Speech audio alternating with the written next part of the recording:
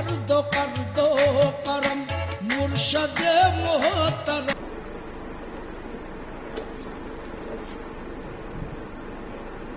باقی یہ جو علم ہے نا کتابوں والا اس کے علم حقیقت کہتے ہیں. اس کے لیے ابو ہریرہ نے فرمایا تھا مجھے حضور پاک سے دو علم ملے، ایک تو میں بتاؤں دوسرا بتاؤں تو مجھے قتل کر دو. یہ وہ علم.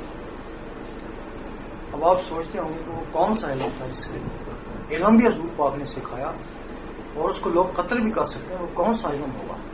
سوچتے ہو نا حضور پاک کو غلط علم سکھا بھی نہیں سکتے تھے، تو پھر انہوں نے کیوں کہا کہ میں بتاؤں تو مجھے قتل کر دو؟ اس کا آج تم تجربہ کر رہے ہو نا، وہ یہی علم تھا.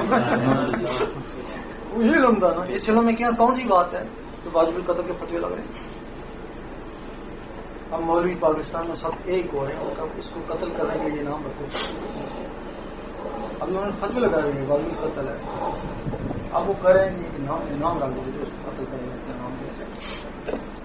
اب اس میں بات کون سی قتل کیا جائے؟ اس سے بھی اگلا علم ہے لوگوں کی. یہ کچھ کی سمجھ میں آ گیا نا.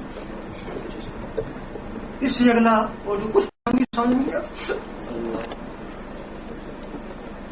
یہ علم کہتا ہے نماز نہ پڑھے گا گنہگار ہو جائے گا. یہی کہتی ہو نا. اگلا علم کہتا ہے تو نماز پڑھے گا تو گنہگار ہو جائے گا.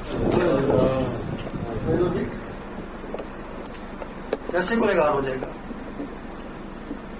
فرض کیا تو اللہ سے بات چیت کر رہا ہے، اللہ سے دیدار میں ہے، بات چیت میں ہے، ادھر آذان ہوگی، وہ چھوڑ کے تو نماز پڑھنا تو اسی کی بات ہے جس کی نماز ہوتی ہے. تو اس کی باتیں دیدار کو چھوڑ کے نماز میں لگ گیا.